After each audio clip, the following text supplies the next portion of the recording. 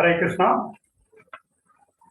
dear devotees, we welcome all of you to this evening Bhagavad-Gita lecture series. Today we are very happy to welcome Her Grace Utsahamayi Haripriya Mathaji. She is a housewife and practicing Krishna consciousness for more than 15 years. And she conducts classes for children and Mataji also. She is very active involvement in book distribution also. And her entire family members, like her father, mother, husband, children, all are practicing Krishna consciousness. So let us welcome her by loudly chanting Hare Krishna one time. Hare Krishna, Krishna Krishna, Hare Hare, Hare Rama, Rama Rama, Hare. She is going to talk on Bhagavad-Gita chapter 4, verse 32. The topic is sacrifice, why and how. Thank you. Hare Krishna. Hare Krishna. இன்றைய மாலை பொழுது நிகழ்ச்சிக்கு பக்தர்கள் அனைவரையும் மனதார வரவேற்கின்றோம். இப்பொழுது பகவத்கீதை சொற்பொழிவானது தொடர்ந்து கொண்டு இருக்கின்றது. இன்று நம்மிடையே அருள் திரு உற்சாகமயி ஹரிப்பிரியா மாதாஜி அவர்கள் இணைந்திருக்கின்றார்கள். மாதாஜி அவர்கள் குடும்ப வாழ்க்கையில் இருந்து கொண்டே 15 வருடங்களுக்கும் மேலாக கிருஷ்ண பக்தியை செய்து கொண்டு வருகின்றார்கள். அது மட்டும் இல்லாமல் பிரச்சாரம் மற்றும் குழந்தைகள் கல்வி போன்றவற்றிலும் மிக உற்சாகமாக ஈடுபட்டு இருக்கின்றார்கள். மாதாஜி மற்றும் அவரது பெற்றோர்கள் அனைவருமே சிறந்த முன்னோடிகளாக இருந்து இப்போது கிருஷ்ண பக்தியை பயிற்சி செய்து கொண்டு வருகின்றார்கள். நாம் அவரை மனமாற ஹரே கிருஷ்ணா கிருஷ்ண கிருஷ்ண ஹரே ஹரே, ஹரே ராம ராம ராம ஹரே ஹரே மகாமந்திரத்தை கூறி வரவேற்போம். இன்று நம்மிடையே பகவத்கீதை 4வது அத்தியாயம் 32வது ஸ்லோகம் யாகம் எவ்வாறு செய்வது எதற்காக என்கின்ற தலைப்பில் நம்மிடையே சொற்பொழிவாற்ற போகின்றார்கள். ஹரே கிருஷ்ணா. ஹரே கிருஷ்ணா. ஓம் அஞ்ஞானதிமிராந்தஸ்ய ஞானாஞ்சனசலாகயா சக்ஷுருன்மீலிதம் யேன தஸ்மை ஸ்ரீ குரவே நமः. ஸ்ரீ சைதன்ய மனோபீஷ்டம் ஸ்தாபிதம் யேன பூதலே ஸ்வயம் ரூபம் கதா மஹ்யம் ததாந்தி ஸ்வபதாந்திகம் வந்தே.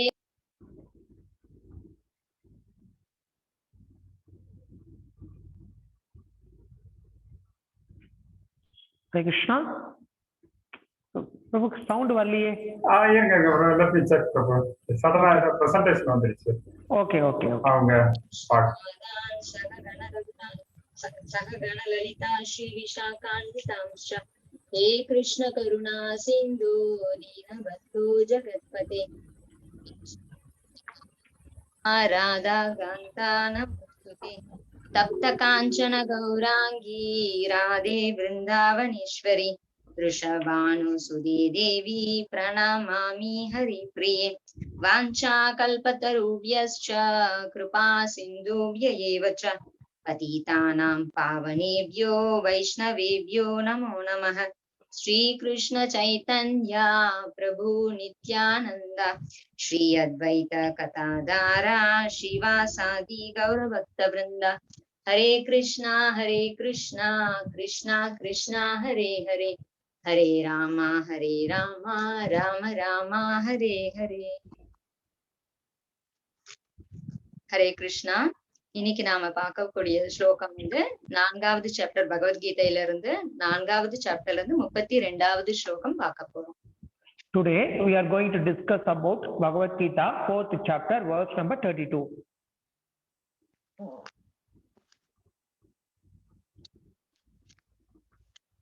एवं बहुविधा यज्ञा वितता ब्रह्मणो मुखे कर्मजान् वित्तिदान् सर्वान् एवं ज्ञात्वा विमोक्षयसे. மொழிபெயர்ப்பும் பொருளுரையும் வழங்கிய ஜெகத்குரு ஸ்ரீல பிரபுபாத் கி Jai.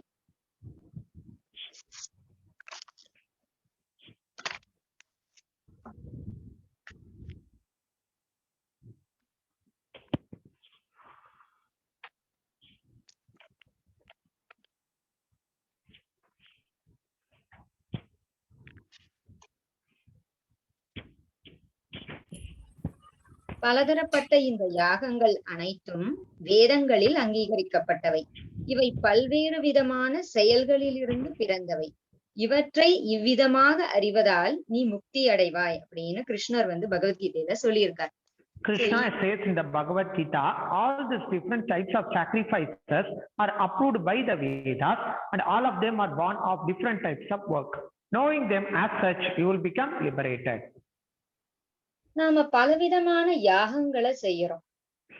We are doing different kinds of sacrifices. இந்த யாகங்கள் அனைத்தும் எங்கிருந்து வந்தது? விததா பிரஹ்மணோ முகே. இங்க பிரஹ்மணோ அப்படிங்கிறது பிராமணர்களோ பிரம்மாவோ கிடையாது. Where this sacrifices arise, here it is mentioned Brahmana Mukhe. Here Brahmana Mukhe refers not to the Brahmanas or to the Brahman. இந்த யாகங்கள் எல்லாமே வேதங்களில் இருந்து தான் குறிப்பிடப்பட்டுள்ளது. All these sacrifices comes from the Vedas. வேதங்கள்ல குறிப்பிட்டுள்ள இந்த யஜ்ஞங்களை செய்யும் போது ஒருவனுக்கு ரொம்ப ஈஸியா விடுதலை கிடைக்குது. When one performs the sacrifices from the Vedas, one becomes easily liberated. யஜ்ஞங்கள் வேதங்களிலிருந்து விவரிக்கப்பட்டிருக்கு. அவை கர்மஜான் வித்திதான், வெவ்வேறு வகையான கர்மங்களால் பிறந்தவை. Here it is mentioned karmajan vidditatan, which means that these sacrifices are born from different types of karmas. அந்த கர்மாவினால பௌதிக உலகத்துல பிறந்தவர்களின் கடமைகள் விதிக்கப்படுது. From this karma only, the duties for the mankind is being prescribed. பிரஹ்மணா, கர்மா, யஜ்ஞம் இவற்றிற்கிடையான தொடர்பு இந்த ஸ்லோகத்துல கொடுக்கப்பட்டிருக்கு. The relationship between Brahmana and Yajna is being described in this verse. பிரஹ்மணோ அப்படிங்கிறது வேதங்கள், கர்மா அப்படிங்கிறது விதிக்கப்பட்ட கடமைகள், யாகம் அப்படிங்கிறது யாகங்கள். Brahmano means Vedas and the prescribed duties and the Yajnas. All this relationships is being described. யஜ்ஞம்னா என்ன? யஜ்ஞம்னா பகவான் விஷ்ணுனோ யாக சடங்குகள்னு பொருள்படுது. What is mean by Yajna? Yajna means the Lord Vishnu and also Yajna means the ritual rites. யஜ்ஞோவை விஷ்ணுஹு. இந்த யஜ்ஞங்கள் பகவான் விஷ்ணுவை திருப்திப்படுத்துறதுக்காக செய்யப்படுறது. These yajnas are being performed for the satisfaction of Lord Vishnu. எதுக்காக யஜ்ஞங்கள் எல்லாம் செய்யணும்? இந்த உலகத்துல இருக்கக்கூடிய ஒவ்வொருத்தரும் தனக்குரிய தொழிலை செஞ்சுண்டே இந்த பௌதிக பந்தத்திலிருந்து விடுபட்டு பகவானோட திருநாட்டுக்கு போறதுக்காக தான் கொடுக்கப்பட்டிருக்கு. Why one has to perform the yajnas when one is performing his duties in this material world? So by performance of yajna, one gets an opportunity to attain the abode of Lord. இந்த வர்ணாசிரம முறையின் வர்ணங்களும் ஆசிரமங்களும் இந்த நோக்கத்தை நிறைவேற்றுவதற்காக தான் கொடுக்கப்பட்டிருக்கு. In the Varnashrama system, to attain this goal only, the various ashramas and varnas are described. எல்லா ஜீவன்களையும் எல்லா உலகத்தையும் பகவான் தான் படைக்கிறார், பகவான் தான் காப்பாத்துறார். The Lord is one. So the Lord is only creating all the different planets and different universes. The Lord is only maintaining all the different planets and different universes. And finally, it's because by the Lord he is destroying all the planets and universes. வேதங்கள் மூலமாக யஜ்ஞங்களை எப்படி செய்யறதுன்னு குறிப்பிட்டிருக்காரு. தேவர்களையும் படைக்கிறார். பலவிதமான மக்கள் அவங்களோட குணத்திற்கு, அதாவது அவங்களோட சுபாவத்திற்கு ஏற்றாற் போல யஜ்ஞங்கள் செஞ்சு தேவர்களை வழிபடுறாங்க. So the yajnas are also being produced, created by the Lord. The Lord creates demigods and also mankind. So the mankind, based on the different natures, they worship the demigods through this yajnas. தேவர்கள் அவங்க யஜ்ஞங்கள் செய்யறது மூலமா திருப்தி அடைஞ்சு பலன்களை கொடுத்து மகிழ்விக்கிறாங்க. So the demigods, being pleased by the yajnas performed by the human beings, blesses them with that result. தேவர்கள் கிருஷ்ணரால நியமிக்கப்பட்ட பிரதிநிதிகள். தேவர்கள் பரமபுருஷரான விஷ்ணுவின் சார்பில தான் மக்களுக்கு பலன்களை கொடுக்கறாங்க. So the demigods are the appointed representatives of Lord Vishnu. On behalf of Lord Vishnu only, the demigods offer the result of the yajnas to the performers. இறுதியில எல்லாவித யாகங்களையும் அனுபவிக்கிறாரு கிருஷ்ணர் தான். Ultimately, Lord Krishna only enjoys all the results of the yajnas. கண்ணுண்ட ஜீவாத்மாக்கள் யாகங்களை எப்படி செய்யறது அப்படிங்கிறத கத்துக்கிறதுக்காக தான் இந்த உலகத்தையே பகவான் படைச்சிருக்கார். So to know, for the conditioned souls to know how to perform the various yajnas, the Lord has created this material world. கண்டுண்ட இந்த ஜீவாத்மாக்கள் விஷ்ணுவோட திருப்திக்காக யாகங்களை செய்யறது மூலமா இருக்கிற வரைக்கும் கவலை இல்லாம சௌகரியமா வாழ்ந்துட்டு பின்னாடி தற்போதைய இந்த பௌதிக உடம்பை விட்டுட்டு அவரோட திருநாட்டை அடைவதற்குண்டான ஒரு வாய்ப்பா கொடுத்திருக்கார். So the Lord has given the sacrifices for the conditioned souls to live peacefully while being present in this material world, and after the destruction of this temporary body, one can get an opportunity to go to the Lord's eternal abode. இப்ப நாம இந்த 4:32 ஸ்லோகத்துக்கு relate பண்ற மாதிரி 3வது சாப்டர்ல பகவான் கிருஷ்ணர் என்ன சொல்லி இருக்காரு அப்படிங்கிறத பார்ப்போம். So, Lord, you can now see how the Lord relates this verse to the 3rd shloka now. Annad bhavanti bhutani parjanyat anna sambhavah yajnat bhavati parjanyo yajnaha karma samudbhavah. அன்னாத் பவந்தி பூதானி, எல்லா உயிர்வாழிகளுக்கும் உணவு தானியங்களை சார்ந்துதான் வாழறாங்க. The Lord describes in the 3rd chapter 14th verse, Annat bhavati bhutani parjanyo anna sambhavaha yajnat bhavati parjanyo yajna karma samudbhava. All the living entities make their survival based on the food. பர்ஜன்யாத் அன்ன சம்பவஹ, மேகங்கள் மழைய பொழியுது. Parjanyat anna sambhavaha, which means that the clouds are pouring rain. மழை நீரால தானியங்கள் எல்லாம் விளையிறது. Because of rain only all the food grains are being produced. மக்கள் எல்லாம் உணவு தானியங்களை நம்பிதான் வாழறாங்க. All the human beings make their survival depends based on the food grains. இந்த உணவு தானியங்கள் மழை நீரால விளைவிக்கப்படுது. This food grains are being produced by the rain. யஞ்ஞாத் பவதி பர்ஜன்யோ, மேகங்கள் மழை நீரை எப்படி கொடுக்குது? மழை நீர் யஞ்ஞங்கள் செய்யறது மூலமா பெறப்படுது. So he said yajnat bhavati parjanya, which means that how the clouds are giving rain, by the performance of yajnas the cloud is giving us rain. அந்த யஞ்ஞங்கள் எல்லாம் எங்க சொல்லப்பட்டிருக்கு அப்படின்னு பார்த்தோம்னா, யஞ்ஞ கர்ம சமுத்பவஹ, யஞ்ஞங்கள் விதிக்கப்பட்ட கடமையில் இருந்து பிறக்கிறது. From where the rules and regulations for this yajnas are given, yajna karma samudbhava. These rules and regulations came from one's prescribed duties. அதனால யாகங்கள் செய்ய வேண்டியது நம்மோட கடமையாகுது. Therefore, it is our duty to perform yajnas, sacrifices. நம்மோட விதிக்கப்பட்ட கடமை அப்படிங்கிறது யஞ்ஞங்கள் செய்யறது. So our prescribed duty is to perform the sacrifices. யஞ்ஞங்கள் மூலமாக பர்ஜன்யா, மழை நீர் கிடைக்குது. By the performance of yajnas we get rain. மழை நீர் மூலமா அன்னா, உணவு தானியங்கள் எல்லாம் விளைவிக்கப்படுறது. By the rain we produce food grains. இந்த உணவு தானியங்கள் எல்லாம் இந்த ஜீவாத்மாக்கள் உண்டு வாழறாங்க. So the living entities live by eating this food grains. சரி, இந்த விதிக்கப்பட்ட கடமைகள் எல்லாம் எங்க இருந்து வந்தது? From where these prescribed duties come? விதிக்கப்பட்ட கடமைகள் வேதங்களிலிருந்து பெறப்பட்டது. So the prescribed duties for human beings comes directly from the Vedas. சரி, இந்த வேதங்கள் எல்லாம் எங்க இருந்து வந்துச்சு? From where does this Vedas come from?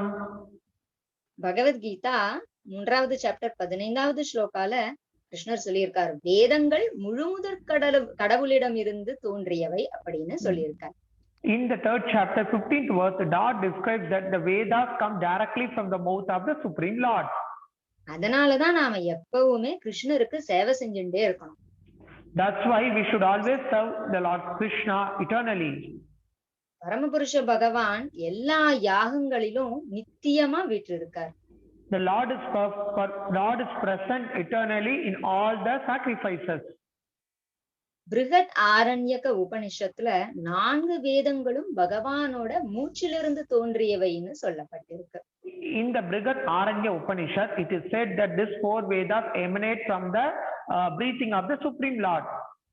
அதனால வேதங்கள் எங்கிருந்து தோன்றியது? பரமபுருஷ பகவானிடமிருந்து தோன்றியது. வேதங்களின் மூலமா நாம நம்முடைய விதிக்கப்பட்ட கடமைகளை தெரிஞ்சுக்கிறோம். So therefore, the Vedas comes directly from the Supreme Lord, and through the Vedas we come to know our prescribed duties. இந்த விதிக்கப்பட்ட கடமைகள்ல கொடுக்கப்பட்ட யஜ்ஞங்களை செய்யும் போது மழையை நாம பெறுகிறோம். So when we do the sacrifices that is given in the prescribed duties, then we get rain. மழையிலிருந்து உணவு தானியங்கள் பெறப்படுது. From the rain we get food grains. ஜீவாத்மாக்கள் உணவு தானியங்களை சார்ந்து வாழறாங்க. So all the living entities may live because of the food grains. இப்ப நாம முக்கியமா ஒரு விஷயத்தை பார்க்க போறோம். ஜீவாத்மாக்கள் உணவு தானியங்கள் கிடைச்ச உடனே அப்படியே அதை உண்ணக்கூடாது. அத பகவானுக்கு நைவேத்தியம் பண்ணதுக்கு அப்புறம் தான் சாப்பிடணும். So now we are going to discuss an important point. When the living entity gets the food grain, he should not consume it directly. He should first offer the food grains to the Supreme Lord. இப்ப நாம பலவிதமான யஜ்ஞங்கள் வேதங்களிலிருந்து கொடுக்கப்பட்டதை பத்தி பார்க்க போறோம். So now we are going to see the different kinds of sacrifices mentioned in the Vedas. கர்மயோகிகள் யாகங்களை செஞ்சு தேவர்களை வழிபடுறாங்க. The karma yogis worship the demigods by performing sacrifices. ஞான யோகிகள் பிரம்மனை இலக்கா கொண்டு ஆன்மீக செயல்கள்ல தன்னை முழுமையா ஈடுபடுத்திக்கிறாங்க. So ஞான yogis making Brahman as the goal perform sacrifices. பிரம்மச்சாரிகள் புலனுகர்ச்சியை திறந்துட்டு அவங்களுடைய மனசை கட்டுப்படுத்துறாங்க. Brahmacharis they control their mind and they control their senses and offer their mind in the sacrifices. கிரகஸ்தர்கள் புலனுகர்ச்சியில மிகுந்த கட்டுப்பாட்டோட ஈடுபடுறாங்க. Grihasthas involved with much more sense gratification, with much more restriction of the senses. திரவியமய yajna மக்கள் ஏழை மக்களுக்கெல்லாம் உணவு உடை இதெல்லாம் கொடுக்கறத பார்த்திருக்கோம். இது திரவியமய யஜ்ஞம்னு சொல்லப்படுது. So dravya yajna, which means that we have seen that many rich people offered food, clothing to the poor people. இந்த தர்மசாலை கட்டுறது, அன்னச்சத்திரம் கட்டுறது, இது மாதிரி நிறைய கட்டுவதற்காக மக்கள் என்ன பண்றாங்க, பணத்தை கொடுக்கறத பார்த்திருக்கோம். இது எல்லாமே திரவியமய யஜ்ஞத்துல சேருது. We have seen that many people offer money for the construction of dharmasala or annachatra.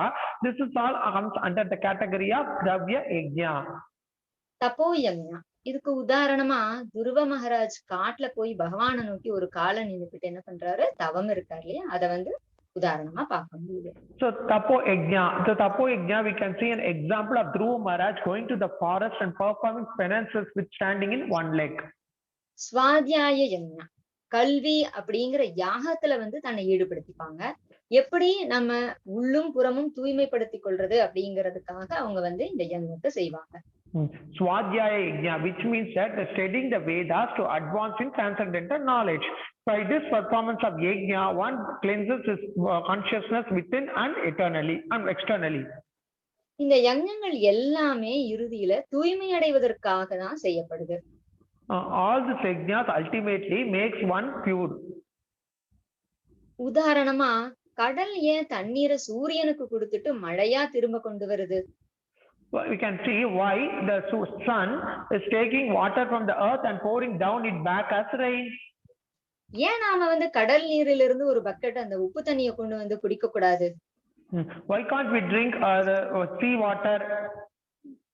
நம்மால கடல் உப்பு தண்ணியை குடிக்க முடியுமா? முடியாது. Can we drink the sea water? No, we cannot drink the sea water. அப்படியே குடிச்சாலும் அது தாகத்தை அதிகப்படுத்திட்டே தான் இருக்கும். ஏன்னா அது உப்பு தண்ணி. Since it is a salty nature, by consuming it one becomes more and more thirsty. உப்பு தண்ணி எப்பவுமே தாகத்தை போக்குறதுக்கு உதவாது. The salt water never quenches one's thirst. அது போல நம்ம சம்பாதிக்கிற பணத்தை கிருஷ்ணரோட சேவையில ஈடுபடுத்தாம நம்மளோட பௌதீக புலன்களை திருப்திப்படுத்துறதுக்காக மட்டும் நாம பயன்படுத்தினோம்னா அது உப்பு தண்ணிக்கு சமமாகுது. So whatever one earns, if it uses for the satisfaction of himself rather than offering it to Krishna, it is like consuming the salt water. ஆனா நாம முதல்ல கிருஷ்ணருடைய சேவையில ஈடுபடுத்தின பிறகு நாம அதை பயன்படுத்தினோம்னா அது தூய்மைப்படுத்தப்பட்ட தண்ணீருக்கு நிகராகுது. But when we offer that money to Lord Krishna, and by his mercy, if we try to use it for ourselves, then it is like the purification of the salt water. பகவானுக்கு offer பண்ணதுக்கு அப்புறம் நாம அதை பயன்படுத்தினோம்னா நாம தூய்மை அடையணும். So when you take that after offering to the Supreme Lord, we also become pure by this process. அத போலவே உணவு நம்மோட ஆச்சாரியாரான பக்தி சித்தாந்த சரஸ்வதி தாக்கூரார் சிறுவரா இருந்தப்ப மாம்பழம் ரொம்ப பிடிக்கும்னு சொல்லிட்டு பகவானுக்கு நைவேத்தியம் பண்ணாம சாப்பிட்டார். An example for this can be our spiritual master Bhakti Siddhanta Saraswati Thakur. In his lifetime, when he was young, since he liked mangoes more, so he ate the mangoes without offering to the Supreme Lord. அத பார்த்து அவரோட அப்பா பக்தி வினோத டாக்கூர் எப்படி பகவானுக்கு நைவேத்தியம் பண்ணாம மாம்பழத்தை நீ சாப்பிட்டான்னு கேட்டார். Then after by this act, his own father Bhakti Vinod Thakur queried him that how did you eat it without offering to the Supreme Lord?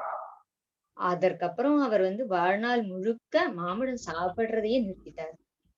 Then from that incident he stopped eating mango throughout his entire life. எனவே இந்த படைப்புல எல்லாமே கிருஷ்ணருடையது. So all this creation is all based on Krishna.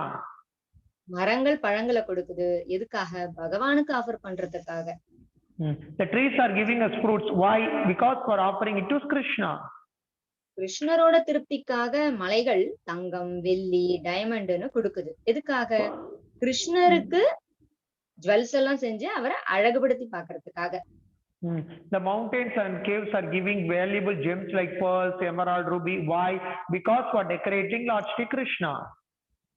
அத போல நாம நல்லா பாடுறோம் அப்படின்னா கிருஷ்ணரை குளோரிஃபை பண்ணி பாடணும். So if we sing very nicely, they're not singing to be for the pleasure of glorifying Krishna. நாம நல்லா சமைக்கிறோம்னா சப்பன் போக் செஞ்சு ஜெகநாதருக்கு ஆஃபர் பண்ணலாம். If we are excellent in cooking, then we can cook Jakpan Bhog and offer it for the pleasure of Lord Jagannath. இந்த விதத்துல எல்லா ஜீவாத்மாவும் தன்னோட தனிப்பட்ட திறமைய கிருஷ்ணருடைய சேவையில ஈடுபடுத்துறதுக்கு முயலணும். So that by this act, one should involve whatever talent he has got for the service of the Supreme Lord Krishna. கிருஷ்ணர் நமக்கு எதை கொடுத்தாலும் கிருஷ்ணரிடமிருந்து எதெல்லாம் திரும்ப வருதோ அதுதான் பிரசாதம். So whatever talents we have to offer it to Krishna, and whatever we get back with it as mercy, that is called as prasad. பிரசாதம் என்பது என்ன? பகவானோட கருணை. What is mean by prasadam? Prasadam means Lord's mercy. இந்த பிரசாதம் மட்டுமே நமக்கு சந்தோஷத்தை கொடுக்க முடியும். So only the prasadam can ultimately give us satisfaction and happiness. பகவத்கீதையில கிருஷ்ணர் சொல்றார், பிரசாதே சர்வ துக்தானாம் ஹானிர் அஸ்யோபஜாயதே பிரசன்ன சேதசோ ஹ்யாஷு புத்திஹி பரியவதிஷ்டதே அப்படின்னு சொல்றார். இந்த ஸ்லோகத்துல கிருஷ்ணருடைய காரணமற்ற கருணை யார் ஒருத்தருக்கு கிடைக்குதோ இந்த ஜட உலகத்தோட மூவகை துன்பங்களால அவங்க பாதிக்கப்பட மாட்டாங்கன்னு கிருஷ்ணர் சொல்றார். Krishna explains in this verse that one who receives the fortune of having the Lord's mercy, then he will not come under or suffer by the three modes of material nature. இப்ப நாம ஒரு சின்ன கதையை பார்க்க போறோம். Now we are going to look at a very small example, a story. ஒரு கிராமத்துல ஒரு அப்பாவும் மகனும் இருக்காங்க. செல்வ செழிப்போட இருக்காங்க. In a village there was once a father and a son, very well settled. மகன் MBA படிச்சுட்டு வேலைக்கு போறான். கொஞ்ச நாள் கழிச்சு அப்பா கிட்ட, அப்பா நான் சிட்டிக்கு போய் பிசினஸ் பண்ணணும்னு ஆசைப்படுறேன்பான்னு சொல்றாரு. The son, having completed his master's degree in business administration, was pursuing a job. Then after some time he says to his father that he wants to go to the city and start a business. அவர் permission கேட்ட உடனே அப்பாவும் சரின்னு சொல்லிட்டாரு. So when he asked the permission, the father agreed, but with one condition. ஆனா ஒரு condition போடுறார் மகன் கிட்ட. So the father makes a condition with his son. நீ பிசினஸ் செஞ்சுட்டு வரக்கூடிய லாபத்துல 80% மாதம் என்னோட பேர்ல பணத்தை எனக்கு அனுப்பணும்னு சொல்றாரு. The father makes a condition that whatever profit you earn by the business, you should offer 80% of that profit to me. மகனும் அந்த கண்டிஷனுக்கு ஒத்துக்கிட்டு சிட்டிக்கு போய் பிசினஸ் பண்ண ஆரம்பிக்கிறார். The son also agrees for this condition and goes to the city and started his own business. அவருக்கு அந்த பிசினஸ்ல நல்ல லாபம் கிடைக்குது. The son could able to make a very great profit in that business. ஆனா அவனுக்கு வந்து சிட்டிக்குள்ள வந்து என்ஜாய் பண்ண முடியலையே அப்படிங்கிற ஒரு வருத்தமும் இருக்கதான் செய்யுது. But he got distressed that he came to the city, but he could not able to enjoy to such an extent. ஆனாலும் அப்பா மேல இருக்கிற மரியாதையால அவர் சொன்னபடி லாபத்துல வர பங்க வந்து அவருக்கு அனுப்பிட்டே இருந்தார். So, but because of the affection and respect he has his father, whatever profit he gets, that he offers 80% of it to this one father. இப்படின்னு 4 வருடங்கள் போயிடுச்சு. Like this, 4 years passed away. அதுக்கப்புறம் அப்பா ஒரு நல்ல பெண்ணை பார்த்து தன்னோட மகனுக்கு கல்யாணம் செய்வதற்கு அரேஞ்ச் பண்றார். Then after that, the father sees a good daughter, a good girl to get married to his son. கல்யாணமும் நல்லபடியா நடந்து முடியுது. This marriage also went on very nicely. அப்பா தன் மகன் தனக்கு அனுப்பின எல்லா பணத்தையுமே மகன் கிட்டயே திரும்ப கொடுத்துடுறார். So the father returned back all the money that is sent for the past 4 years. மகனுக்கு ஒண்ணுமே புரியல. The son could not able to understand anything. ஏன்பா எல்லா பணத்தையும் என்கிட்டயே கொடுத்துட்டீங்கன்னு கேட்டான். The son asked, "Why, father, why did you return all the money back to me?" அதுக்கு அப்பா சொல்றார், நீ பிசினஸ்ல வந்த லாபத்துல கிடைச்ச பணத்தை நீயே வச்சிருந்தா தவறான வழியில, அதாவது மது, மாது, போதை, மாமிசம் இப்படின்னு தவறான வழியில போறதுக்கு நிறைய வாய்ப்புகள் இருக்கப்பா. The father replied that if you keep this money keep this profit with you yourself, there are a lot of ways for you to get distracted, like when a woman drinks and gambling, etc. நான் ஏன் இப்ப அந்த பணத்தை உனக்கு கொடுக்கறேன்னா, இப்ப உனக்கு திருமணம் ஆகிவிட்டது, உன்னை பாத்துக்கிறதுக்கு இப்ப உன்னோட வைஃப் இருக்கா, அதனால தவறான வழியில நீ போக மாட்ட, அதுக்கான வாய்ப்பு இல்ல அப்படின்னு சொன்னார். So now father replied that why now I returned is that now you have got a wife, so there are no possibility for you to get distracted because your wife will take care of you from now. இத கேட்ட உடனே மகனுக்கு கண்கள்ல இருந்து கண்ணீர் அப்படியே மல்கி கீழே கொட்டுறதான். After hearing this word, the son started tears from his eyes. கிருஷ்ணரும் இததான் சொல்றார். அவர் நமக்கு சில ரூல்ஸ் எல்லாம் கொடுக்கிறார். பலன்களை நாம அனுபவிக்கிறதுக்கு முன் அவருக்கு வந்து அர்ப்பணம் பண்ணணும்னு சொல்றார்.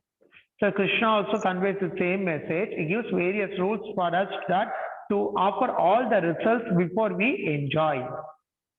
எப்படி பேரண்ட்ஸ் அவங்களோட குழந்தைய நெருப்பு தொடக்கூடாது, கத்தி எடுக்க கூடாது, வெயில்ல வெளியே போக கூடாது அப்படின்னு சொல்லுவாங்க. Like the parents teaches the child not to go out in the sun, not to touch knife or not to get harm themselves. ஆனா குழந்தைங்க ஏன் பேரண்ட்ஸ் நம்மள கட்டுப்படுத்துறாங்கன்னு நினைப்பாங்க. But the children will think like why the parents are controlling us all the time. பெற்றோர்கள் குழந்தைகளை கட்டுப்படுத்துறது அவங்களோட நன்மைக்காக தான். The parents are controlling the children for their benefit only. அத மாதிரி யஜ்ஞங்கள் செய்யறது நம்மள நாம தூய்மைப்படுத்துறதுக்காக தான். We are therefore like that the yajnas are being performed by us for our own purification. கிருஷ்ணருக்கு எதுவுமே தேவை கிடையாது. Krishna doesn't require any of this. எல்லாமே அவரால படைக்கப்பட்டது. Everything is created by the Supreme Lord.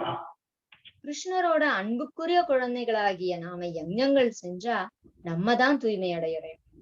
So since we are the child of Krishna, when we perform these sacrifices, ultimately we are getting purified. இப்படி பகவானுக்கு யஜ்ஞங்கள் செய்யாம நம் பௌதீக திருப்திக்காக செயல்களை செஞ்சுட்டு இருந்தோம் அப்படின்னா அது இந்த பௌதீக உலகத்தோட நம்மள பந்தப்படுத்தி விடும். So if we keep on performing, if we are not performing the yajnas, then we are being bound up in this material world. பிறப்பு, இறப்பு, மூப்பு இந்த வியாதியில மாட்டிண்டு இங்கேயே சுத்திண்டே இருக்க வேண்டியதுதான். Ultimately, we will get tied up in birth, death, disease, and old age, betting a circle here again and again. நாம பௌதிக செயல்கள் மட்டுமே செஞ்சுட்டு இருந்தோம் அப்படின்னா எதற்கு சமமாக கருதப்படுகிறோம் அப்படிங்கறத இப்ப நாம பார்க்க போறோம். When we keep on performing our material duties, to which we are compared, now we are going to witness. ஹீதோபதேஷா Upanishad அதுல இருந்து பார்க்க போறோம். Now we are going to see from Hitopadesha Upanishad.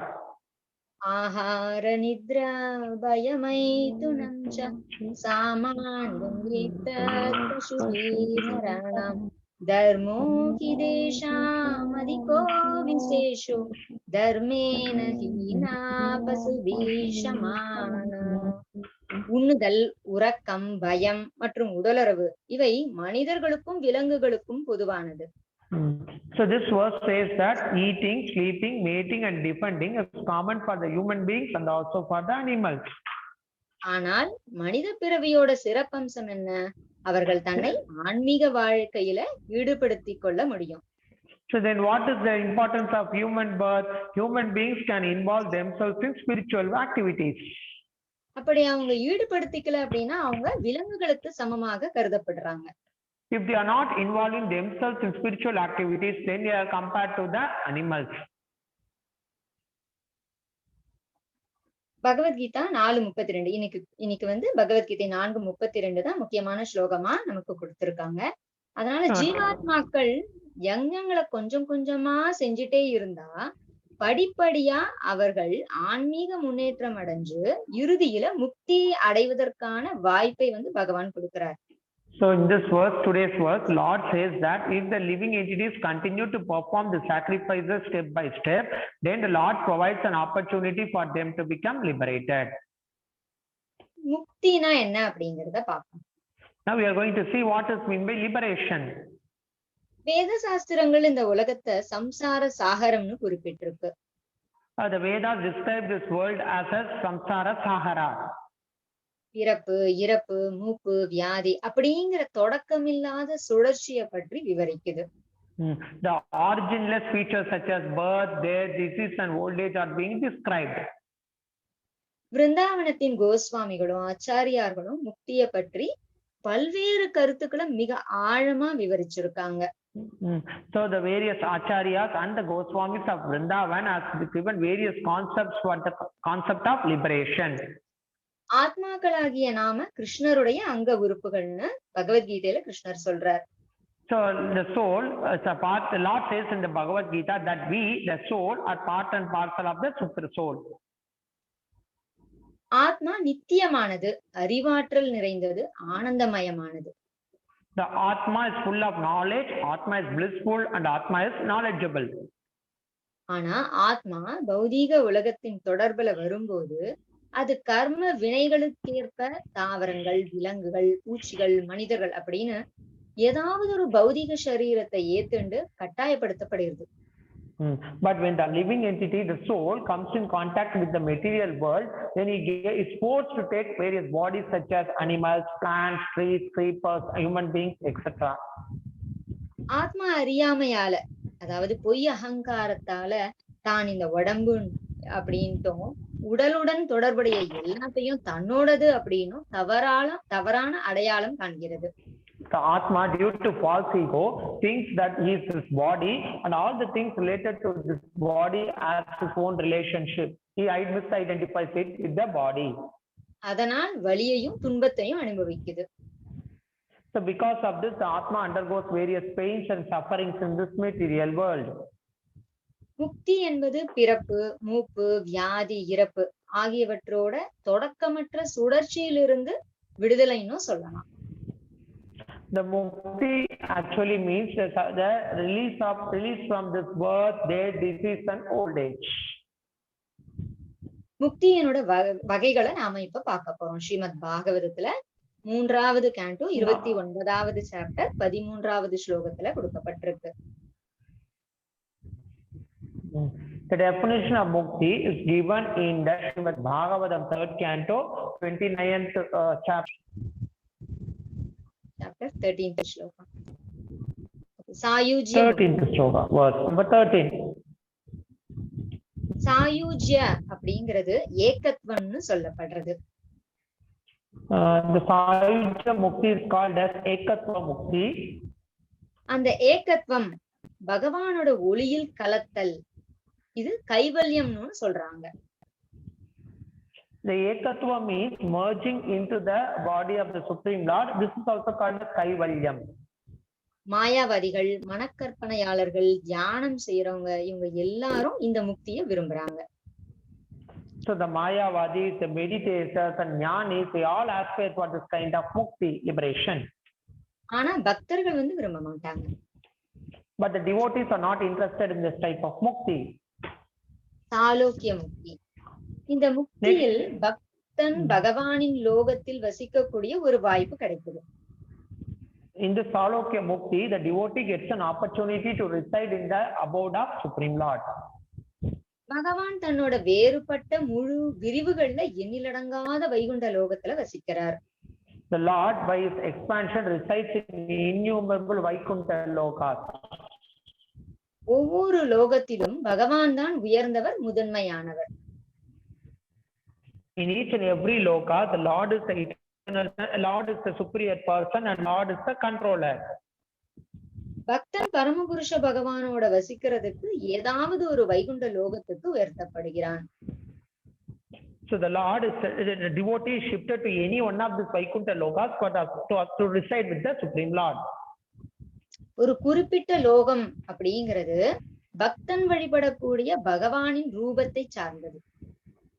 So the particular loka is based on the devotee who is residing with the Supreme Lord. உதாரணமா பார்த்தோம்னா ராமபிரானுடைய பக்தர்கள் அயோத்தி தாமத்துக்கு போனாங்க. For example, the devotees of Lord Rama went to Ayodhya Dham. சார்ஷ்டி, இந்த முக்தியில் பகவானுடைய ஐஸ்வர்யங்கள் போலவே பக்தனுக்கும் கிடைக்குது. In the Shashti Mukti, the devotee gets the same opulences as that of the Supreme Lord. Vishnu புராணத்துல பராசர முனிவர் வந்து சொல்லியிருக்கார், பகவானுக்கு வந்து 6 ஐஸ்வர்யங்கள் பூரணமா இருக்கு அப்படின்னு சொல்லியிருக்கார். In the Vishnu Purana, Parasara Muni has described that the Lord is full of 6 opulences. கிருஷ்ணரிடம் பூரணமான செல்வம், வலிமை, வீரம், புகழ், அழகு, அறிவு, துறவு இவையெல்லாம் முழுமையா இருக்கும். The Lord is full of knowledge, the Lord is full of wealth, the Lord is full of faith, the Lord is full of beauty, the Lord is full of strength, and ultimately the Lord is full of renunciation. சாமீபிய முக்தி, இந்த முக்தியில ஒரு பக்தன் பகவானோட தனிப்பட்ட சங்கத்துல நேரடியான தொடர்பு கிடைக்கப்பெறுகிறான். In the Samipya Mukti, the devotee gets an opportunity to directly associate with the Supreme Lord in a relationship. Arjunan வந்து இதுக்கு மிகச்சிறந்த எடுத்துக்காட்டு. The best example for this is Arjuna. அவர் எப்போதும் பகவானின் நண்பனாகவே இருந்தார். The Arjuna was an eternal friend of the Supreme Lord.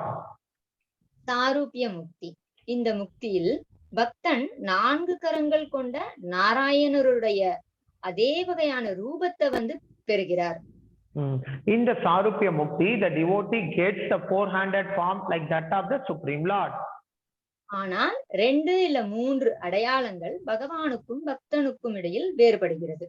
But there are 3 differences in the bodily features between the Lord and the devotee.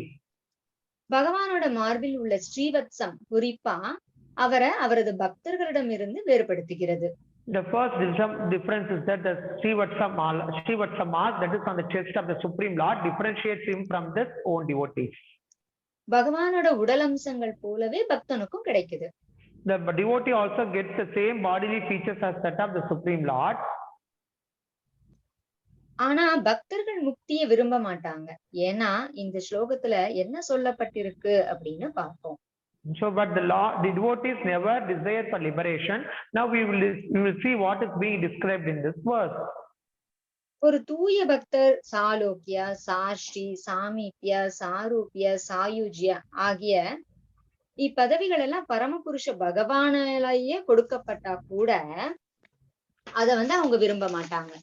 The pure devotee of the Supreme Lord never aspires for this 5 kind of liberation such as Sayujya, Salokya, Sashti, Samipya and Sarupya, even it is being offered directly by the Supreme Lord. அத அவங்க ஏத்துக்கவும் மாட்டாங்க. They never accept it also. ஏன்னா பகவானே பகவத்கீதையில சொல்லியிருக்கார், மச்சித்தா மத்தத பிராணா போதயந்த பரஸ்பரம் கதயந்தச்ச மாம்நித்யம் துஷ்யந்தி ச ரமந்தி ச. The Lord himself described in the Bhagavad-Gita that but machitta madgata pranaha bodhayanta parasparam adayandasya mam nityam dushyanti cha ramanti cha. என்னோட தூய பக்தர்கள் என்ன பத்தியே நினைச்சுண்டு அவங்க தன்னோட வாழ்க்கைய என்னோட சேவையிலேயே ஈடுபடுத்திட்டு இருக்காங்க. The pure devotees always think of me and live their life by always engaging in my service. என்ன பத்தின லீலைகளையும் உபதேசங்களையும் ஒருத்தருக்கு ஒருத்தர் பகிர்ந்துக்கிறாங்க. That they converse each other with my leelas and my transcendental qualities. அதனால அவர்கள் துஷ்யந்தீச்ச ரமந்திச்ச, பெரும் திருப்தியும் ஆனந்தமும் அவர்களுக்கு கிடைக்கிறது. Because of this they get blissful and happiness. Dushyanticha ramanticha. கிருஷ்ணர் பக்தியை மட்டுமே இங்க நமக்கு பரிந்துரைக்கிறார். The Lord describes only about devotion in this verse. Jagadguru Srila பிரபுபாதர் பொருளுரையில பக்தன் கிருஷ்ணருடைய அன்புல முழுமையாக ஆழ்ந்து விட்டால் எப்படி ஒரு மீனால நீர் இல்லாம வாழ முடியாதோ அத மாதிரி கிருஷ்ணரை பிரிஞ்சு ஒரு கணம் கூட வாழ முடியாது அப்படின்னு சொல்லி இருக்கார். Srila Prabhupada describes that the pure devotee who dwells himself into the transcendental qualities and pastimes of the Supreme Lord never becomes separated from him like the fish that is never being separated from the water. அதனாலதான் பக்தர்கள் முக்தியை விரும்புவதில்லை. That's why the devotees never aspire for liberation. நம்முடைய ஸ்தாபக ஆச்சாரியாரான ஜகத்குரு ஸ்ரீல பிரபுபாதரும் 5 வகையான முக்திகளையும் ஏற்றுக்கொள்ள விரும்பவில்லை. Srila Prabhupada, the founder Acharya movement, also never aspires for the five kind of liberation. பக்தர்களுக்கு பகவான் முக்தியை அளித்தாலும் பௌதீக வரங்களை கொடுத்தாலும் பக்தர்கள் அதை ஏற்றுக்கொள்ளவும் மாட்டார்கள், விரும்பவும் மாட்டாங்கன்னு சொல்றாரு. So for the Lord says that though he himself offered this kinds of liberation to the devotee never aspires or never takes it up. ஏனென்றால் பிரகலாதர் சொல்றார், என்னோட அப்பா எல்லாம் okay. So Prahlad Maharaj himself describes about this. என்னோட அப்பா எல்லா பௌதீக வரங்களையும் ஐஸ்வர்யங்களையும் பெற்றவர். எல்லா மனிதர்களும் தேவர்கள் முனிவர்கள் எல்லாருமே அவரை பார்த்து பயந்தாங்க. So my father is very powerful. My father got all the opulences of the demigods and he was very control of everyone. Even all the living entities were afraid of my fearful father. ஆனா ஒரு நொடியில அவரை நீங்க வதம் செஞ்சிட்டீங்க. எல்லா பௌதிக ஐஸ்வர்யங்கள் எல்லாமே அவர்கிட்ட இருந்து போயிடுச்சு.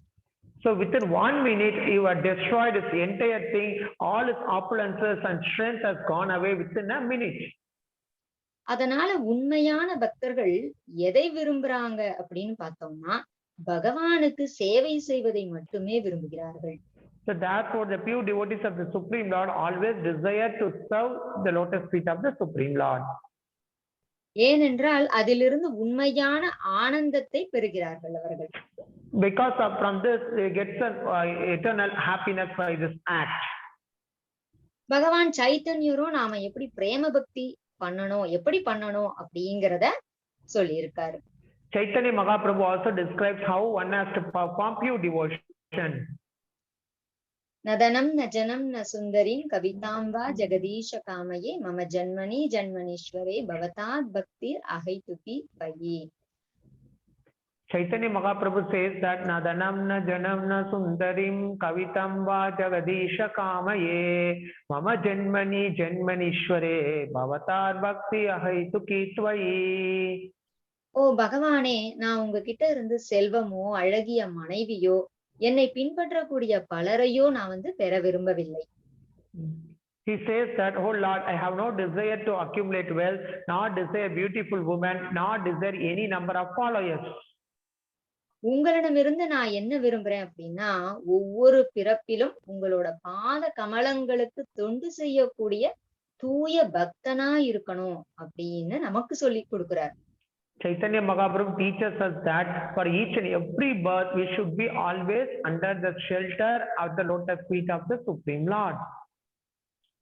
பகவான் சைத்தன்யர் மம ஜென்மனி ஜென்மனீஸ்வரே ஒவ்வொரு பிறப்பிலும் அப்படின்னு வேண்டார்.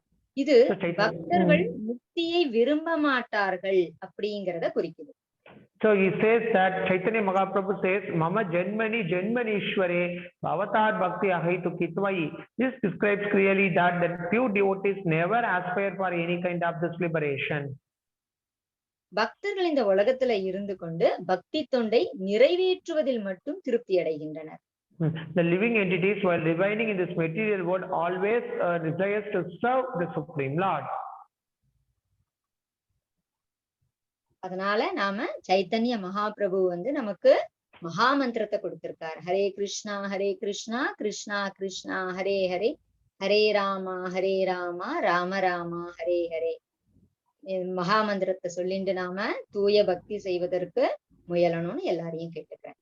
Therefore, I am requesting every one of you to chant the Maha Mantra Hare Krishna Krishna Krishna Hare Hare, Hare Rama Rama Rama Hare Hare, given by Chaitanya Mahaprabhu, and become happy. Hare Krishna பிரபு, ஹரே கிருஷ்ணா. இந்த வாய்ப்பை எனக்கு கொடுத்த is grace வர்ணமாதவ் பிரபு அவங்களுக்கும் மற்ற அனைத்து ISKCON மூத்த பக்தர்கள் அனைவருக்கும் என்னுடைய வந்தனங்களை நான் தெரிவிச்சுக்கிறேன். ரமணி பிரபுக்கும் என்னுடைய நன்றிகளை தெரிவிச்சுக்கிறேன். I offer my respects to Grace Varnamatha Prabhu and all the devotees who have provided me this opportunity. Thank you very much. Hare Krishna Prabhu. Thank you so much. Thank you. Thank you very much, Mataji. Hare Krishna. ரொம்ப நன்றி. பக்தர்கள் வந்திருக்கும் பக்தர்களுக்கு ஏதாவது சந்தேகங்களோ கேள்விகளோ ஏதாவது comments இருந்தாலும் நீங்க கேட்கலாம். One second, ஒருத்தர் ஏதோ ஒரு கொஸ்டின் கேட்கிறாரு.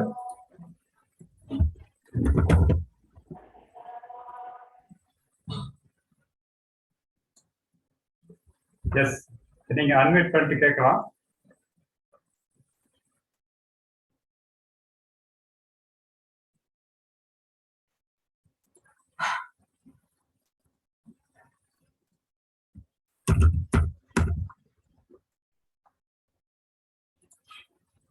ஹரே கிருஷ்ணா. பக்தர்களுக்கு ஏதாவது கேள்விகள் சந்தேகங்கள் இருந்தா கேட்கலாம்.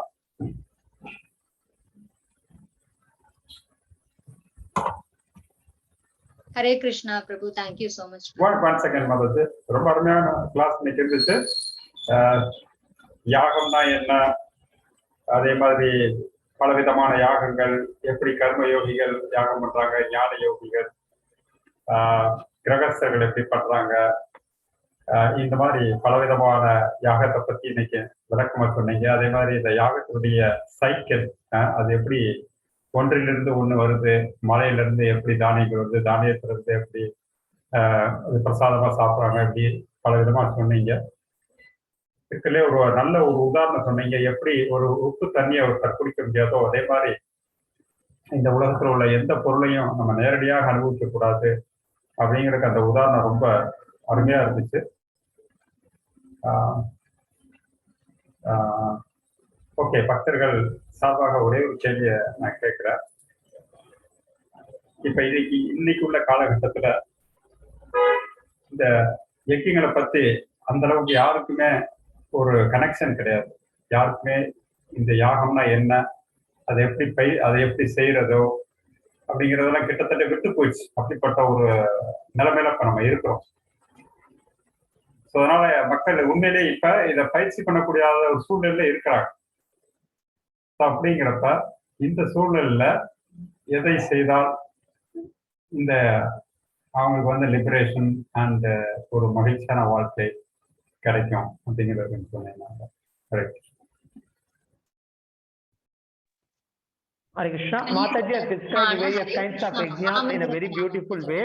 Especially, she has described the example of how the salt water cannot be consumed directly. So, I have a practical question that at the present situation, when people are being difficult to perform yajnas, so how people can perform yajnas to become liberated themselves?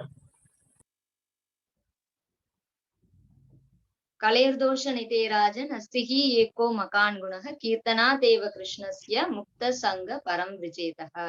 ரொம்ப சுலபமா சைத்தன்ய மகாபிரபு நம்ம எல்லாரும் ரொம்ப சுலபமா just நம்ம நாக்கினால என்ன பண்ண முடியும், நம்ம ஹரே கிருஷ்ணா கிருஷ்ணா கிருஷ்ணா ஹரே ஹரே, ஹரே ராமா ராம ராமா ஹரே ஹரே அத சொல்லிட்டு நாம முழு முயற்சியோட வெறும் முக்தியை மட்டுமல்ல கிருஷ்ண பிரேமையே அடைய முடியும் அப்படின்னு பகவத்கீதையில பகவான் சொல்லியிருக்கார்.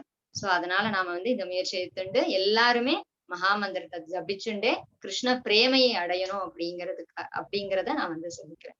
So, Sri Sukadeva Goswami describes in Bhagavatam, Kale Dosha Nidhe Rajan, Asti Heko Mahan Guna, Kirtana Eva Krishnasya, Mukta Sangha Paramraje. So, in this Kali Yuga, the only method of liberation is performing Sankirtana, which is chanting of the holy names of Krishna, Hare Krishna, Krishna Krishna, Hare Hare, Hare Rama, Rama Rama, Hare Hare. Anyone and everyone can utter this holy name and become eternally blissful and attain Krishna Prema, which is more higher than the liberation. So I'm requesting every one of you to chant the holy names and attain Krishna Prema.